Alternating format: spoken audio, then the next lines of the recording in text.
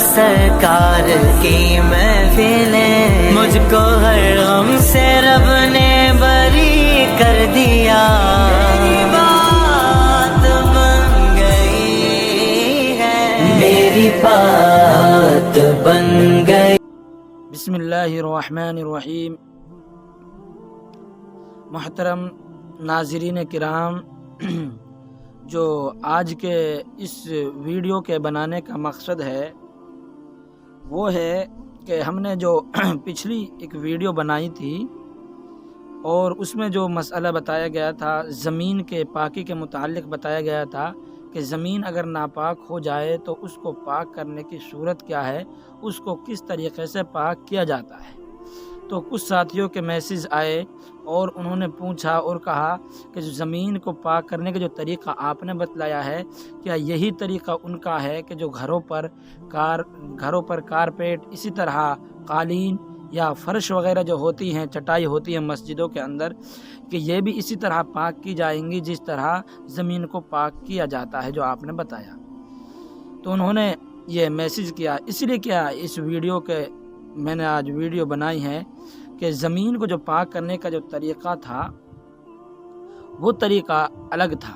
اور یہ طریقہ الگ ہے۔ اگر آپ زمین کو پاک کرنے کا جو طریقہ ہے اس کو دیکھنا چاہتے ہیں تو وہ ویڈیو کیا ہے آئی بٹن میں اوپر بھی موجود ہے اور نیچے میں کیا ہے نیچے بھی لنک اس کی دے دوں گا، وہاں جا کر بھی آپ اس کو دیکھ سکتے ہیں۔ بہرحال تو زمین کو پاک کرنے کا طریقہ وہ الگ ہے، اور جو چٹائی ہوتی ہے اسی طرح قالین جو ہمارے گھروں میں بچھی ہوئی ہوتی ہیں ان کو پاک کرنے کا طریقہ الگ ہے۔ تو ان کو پاک کرنے کا جو طریقہ ہے وہ کیا ہے؟ ان کو پاک کرنے کا طریقہ ہے، اگر یہ دیکھا جائے گا جو چٹائی ہیں ہماری مساجد کے اندر جو ہوتی ہے وہ چٹائی، اگر وہ کسی ایسی چیز کی ہے جیسے بانس کی ہیں، بانس کی چٹائی ہوتی ہیں، ایسی چیز کی ہیں بانس وغیرہ کی، تو ان کو کیا ہے بانس وغیرہ کی چٹائی ہے تو ان پر پانی بہا لیا جائے گا اور وہ پاک ہو جائیں گے۔ ان پر پانی بہانے سے وہ پاک ہو جائیں گے، کیونکہ ان کے اندر کیا ہے، بانس کے اندر کیا ہے ناپاکی نہیں داخل ہوگی، بانس کے اندر ناپاکی داخل نہیں ہوگی، اسی لیے ان پر پانی بہا دو اور وہ کیا ہے پاک ہو جاتی ہے۔ لیکن چٹائی اگر کیا ہے کسی ایسی چیز کے کھجور کے پتوں کی ہیں یا کسی اور چیز کی، جیسے آج چٹائی ہوتی ہیں طرح طرح کی، یہ چٹائی ہیں، اور اس طرح کے کارپیٹ ہیں جو گھروں کے اندر ہوتے ہیں، قالین جو ہوتی ہیں، ان کو پاک کرنے کا طریقہ جو ہے وہ کچھ اور ہے۔ ان کو پاک کرنے کا طریقہ یہ ہے کہ جو ان کو دھولا جائے گا، دھلنے کے بعد 3 مرتبہ ان کو دھلا جائے گا، 3 مرتبہ دھلیں گے، اور ہر مرتبہ دھلنے کے بعد ان کو نچوڑا جائے گا۔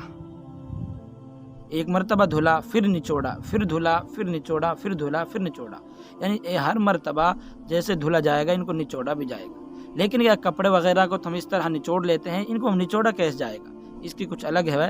کہ اس کا جو نچوڑنے کا طریقہ ہے، ایک تو یہ ہے کہ ان کو کسی بڑی چیز سے داب دیا جائے اور ان کو اوپر رکھ دیا جائے، وزن رکھ دیا جائے، جس سے پانی کیا ہے نکل جائے۔ جب پانی نکل جائے، ختم ہو جائے ان کا، تو ایک مرتبہ نچڑ جائے گا، پھر دوسری مرتبہ دھویا جائے گا، پھر اسی طرح بڑی چیز کو کسی بڑے پتھر وغیرہ کو رکھ دیا جائے اور وہ کیا ہے پانی ختم ہو جائے، تو پھر کیا ہے یہ اس طرح 3 مرتبہ کیا جائے گا۔ اور اگر وہ ایسی چیز ہے کہ ایسا بھی نہیں رکھا جاتا، اس سے خراب ہو جاتی ہے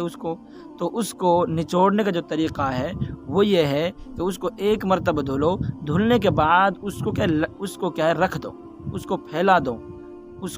دو، اس کو لمبا کر کے اس کو پھیلا دو۔ اب کیا ہے زمین جب اس سے پانی نکلنا اور ٹپکنا بند ہو جائیں، جو قطرے گرتے ہیں دھلنے کے بعد، وہ قطرے جب بند ہو جائیں آپ کی کیا چٹائی سے، اسی طرح کیا ہے قالین وغیرہ سے، جب قطرے بند ہو جائیں پانی کے ٹپکنے، تو معلوم ہوا کہ 1 مرتبہ نچوڑ دی گئی ہے، پھر دوسری مرتبہ پھر دھلا جائے گا، پھر اسی طرح لٹکایا جائے گا، پھر دھلا جائے گا، پھر لٹکایا جائے گا، اس طرح 3 مرتبہ کیا جائے گا۔ تو یہ کیا ہے قالین، اس طرح چٹائی وغیرہ پاک ہو جائیں گی۔ تو چٹائی، قالین، ان کے پاک کرنے کا طریقہ الگ ہے، زمین کے پاک کرنے کا طریقہ الگ ہے، ایک نہیں ہے، اس بات کو سمجھ لیں۔